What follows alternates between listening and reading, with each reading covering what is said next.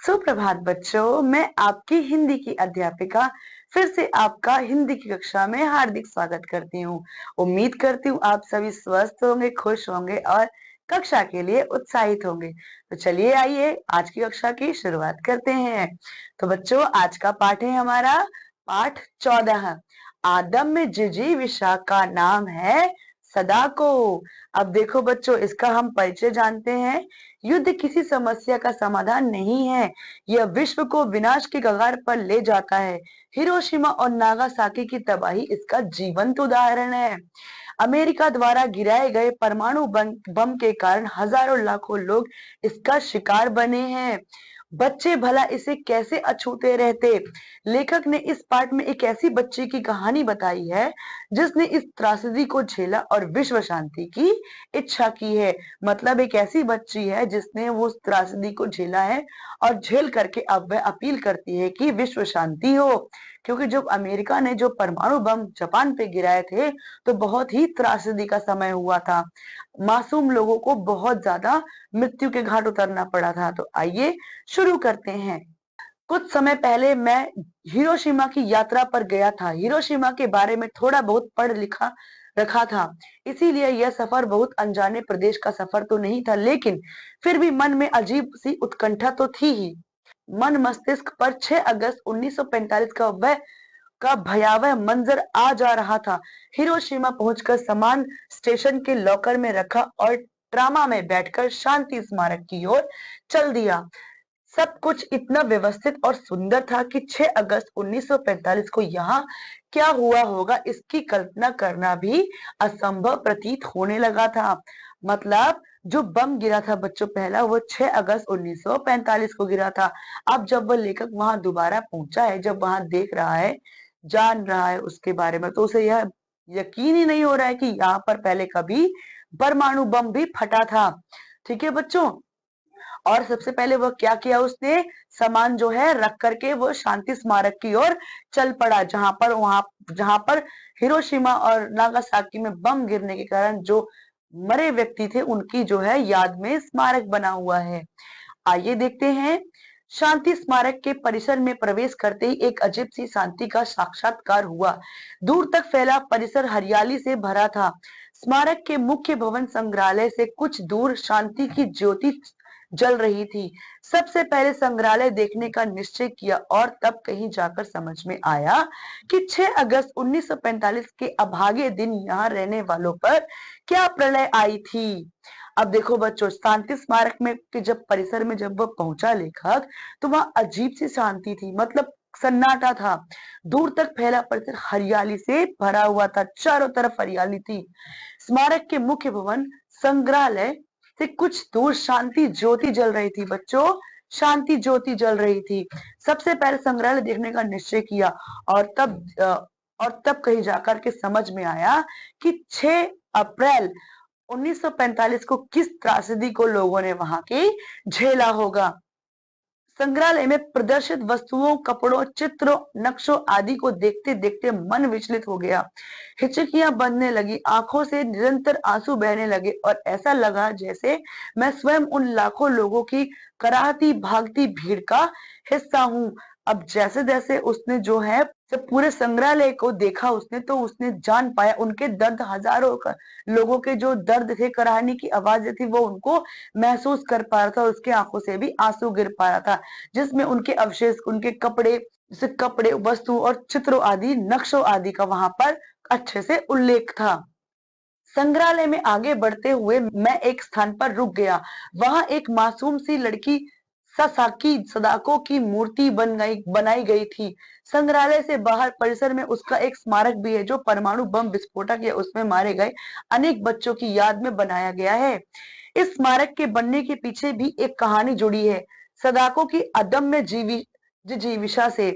मतलब जब संग्रहालय में प्रवेश किया तो वहां पर एक स्थान पर रुक गया। क्यों रुक गया? क्योंकि वहां मासूम सी लड़की ससाकी सदाको की वहां मूर्ति थी और संग्रहालय के बाहर परिसर में भी उसकी एक स्मारक भी है।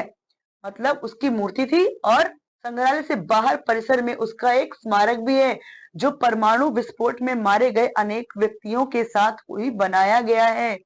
अब स्मारक बनने के पीछे भी क्या है बच्चों, एक कहानी है जो सदाको की है।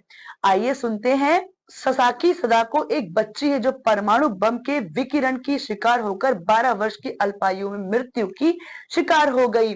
लेकिन मरने से पूर्व नजदीकी आती मृत्यु की आहटों को सुनते हुए भी वह मृत्यु का सामना करने के प्रयास में जुटी रही। इसीलिए उसकी मृत्यु ने पहले उसके सहपाठियों, बाद में पूरे देश को उद्वेलित कर दिया और फलस्वरूप सबके प्रयासों से शांति स्मारक स्थल पर उसकी व उस जैसे बच्चों की याद में एक सुंदर पर सादगी भरा स्मारक बनाया गया, जहां आज भी दुनिया भर के बच्चे सारसों की मालाएं चढ़ाते हैं।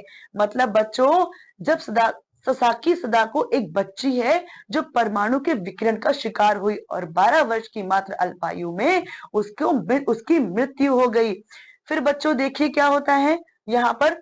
मृत्यु की आहटों को सुनते हुए भी वह विचलित नहीं हुई और वह नजदीकी आती मृत्यु आहटों को सुनते हुए मृत्यु का सामना करने के प्रयासों में, अथक प्रयासों में वह जुड़ी रही। इसलिए मृत्यु ने पहले उसके सहपाठियों, बाद में पूरे देश को उद्वेलित कर दिया और फलस्वरूप शांति स्मारक स्थल पर उसकी व उस जैसे अन्य बच्चों की जो उसमें शहीद हुए थे उनकी याद में एक स्मारक बनाया गया जो सुंदर पर सादगी भरा है, और जहां पर आज भी दुनिया के सारे बच्चे किसकी माला चढ़ाते हैं, सरसों की माला चढ़ाते हैं।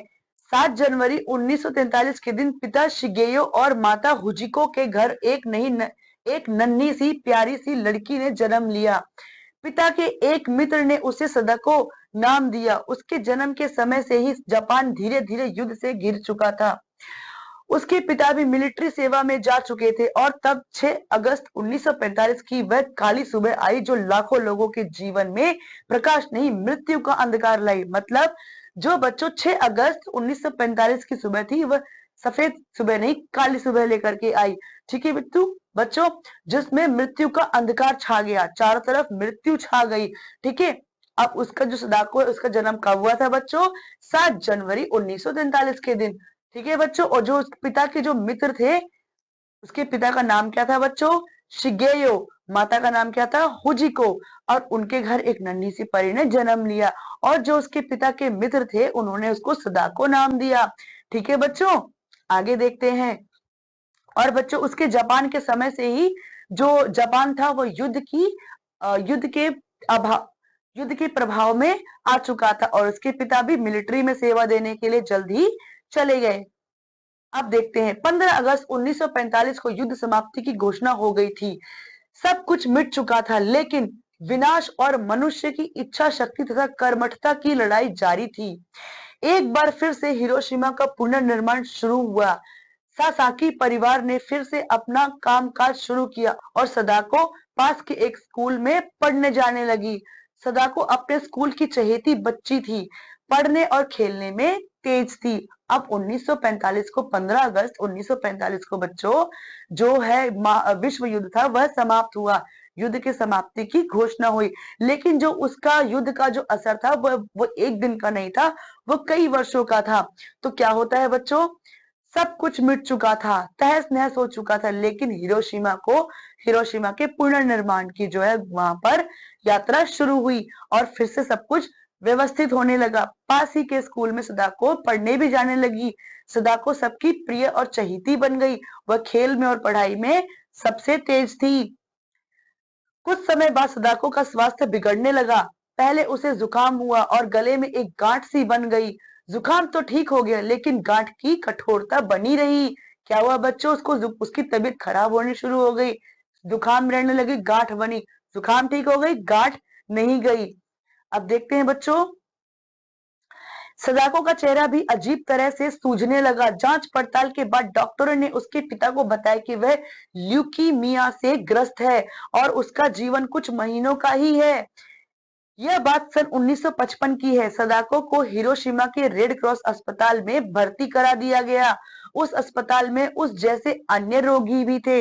मतलब बच्चों वह शिकार हो गई थी किसका, रेडिएशन का, जो परमाणु बम की देन थी। ठीक है बच्चों, अब गांठ के बाद जब वो गांठ नहीं जा रही थी अस्पताल में क्या कराया बच्चों, उसको दिखाया गया, जिसमें पता चला कि वह किसका शिकार है। अजीब तरह से उसका मुंह सूजने लगा था और उसमें किसका शिकार बताया था उसको, ल्यूकीमिया से ग्रस्त बताया था। अब उसका जीवन क्या था, कुछ ही महीनों का था। 1955 की बात है। ये कब की बात है बच्चों, 1955 की। सदाको को हिरोशिमा के एक अस्पताल में भर्ती कराया गया, जहां पर वह अकेले नहीं थी, उसके जैसे और भी कई बच्चे थे वहां पर। आप यहाँ देख सकते हो बच्चों, ये है सदाको की मूर्ति। एक दिन नगोया हाई स्कूल के छात्रों ने अस्पताल में भर्ती रोगियों को दिलासा देने के लिए कागज से बनाए गए हजारों सारसों क्रेन की मालाएं भेजी। जापान में ऐसी धारणा है कि यदि आप कागज के 1000 सारस बना लेंगे तो आप स्वस्थ हो जाएंगे। जापान में क्या मान्यता है बच्चों की अगर आप 1000 सारस बना लेते हैं कागज के तो आप क्या होंगे, स्वस्थ हो जाएंगे।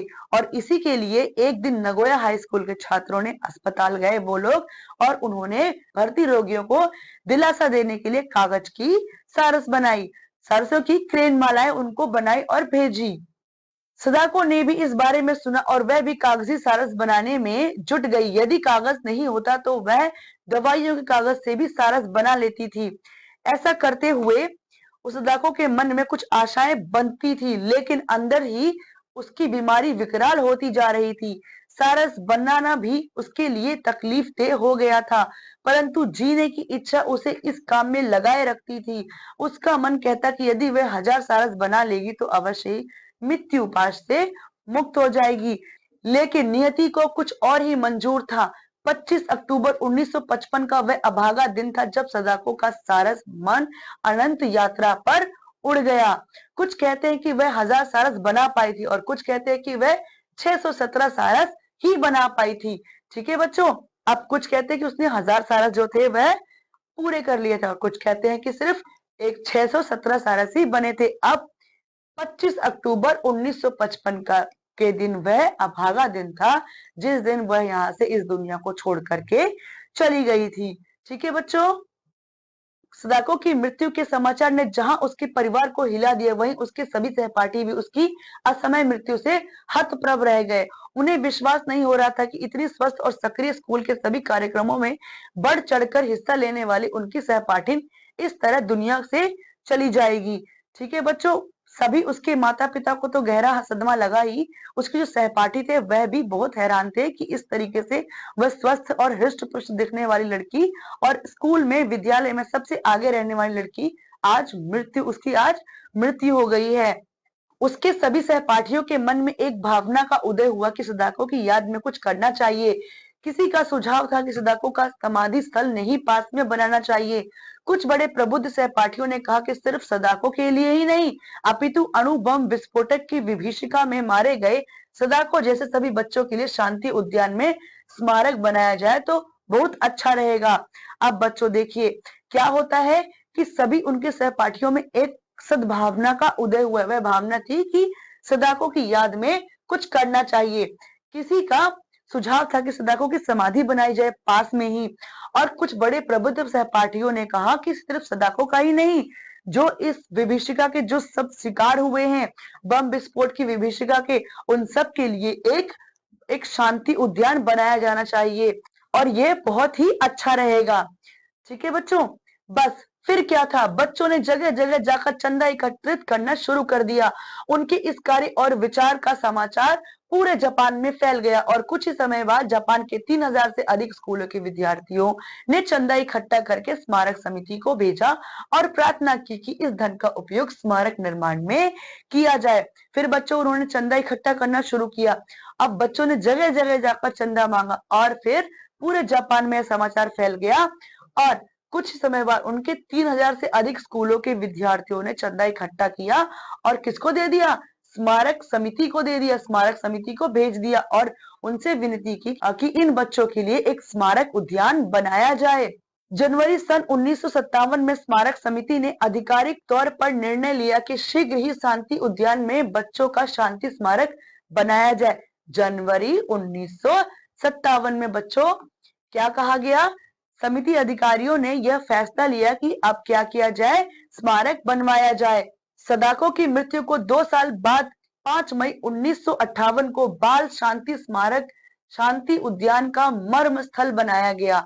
मतलब बच्चों सदाको की मृत्यु 2 साल पहले हो चुकी थी, उसके 2 साल बाद 5 मई 1958 को बाल शांति स्मारक शांति उद्यान का मर्म स्थल बनाया गया। ठीक है बच्चों, 5 मई का दिन जापान में बाल दिवस के रूप में मनाया जाता है। सदाको की स्मृति में सदाको के सहपाठियों का यह प्रयास अनुकरणीय है।